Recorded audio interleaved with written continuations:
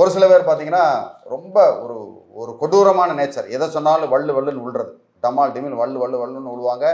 இதெல்லாம் காரணமாக வச்சு கண்டிப்பாக டைவர்ஸ் பெட்டிஷன் கோர்ட்டில் மனைவி கணவன் உடைய அனுமதி இல்லாமையே அவங்க கொடுக்கலாம். அப்படி விசாரணை பண்ணி கணவர் வந்து இல்லைன்னு மறுத்து முடியாது இவங்களுக்கு கொடுக்க முடியாதுன்னு சொல்லவே முடியாது.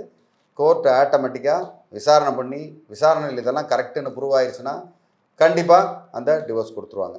ஸோ இதெல்லாம் வந்து எந்த சட்டத்தின் கீழே வருது அப்படின்னு பார்த்தீங்கன்னா, ஹிந்து மேரேஜ் ஆக்ட் 1955 13(1) அப்படின்னு நம்ம சொல்லுவோம். அதில் வந்து குரூயாலிட்டி, கொடுமைப்படுத்துறது, டெசஷன் விட்டுட்டு போகிறது, அடல்ட்ரி வேற ஒரு பெண்ணு கூட தொடர்பு இருக்கிறது, வேற ஒருத்தர் கூட தொடர்பு இருக்கிறது, அது மாதிரி மதம் மாறுதல், ஒரு மதம் மாறி நான் வந்து ஒரு மதத்தில் இருக்கிறேன் அப்படின்னு நம்ம இன்னொரு மதத்துக்கு மாறினாங்கனாலும் அதுக்குண்டு அதை ஒரு காரணமாக சொல்லலாம். அதை மட்டுமே ஒரு காரணமாக சொல்ல முடியும். ஏன்னா மத ரீதியாக இவங்க வந்து பாதிக்கப்படுறதுனால.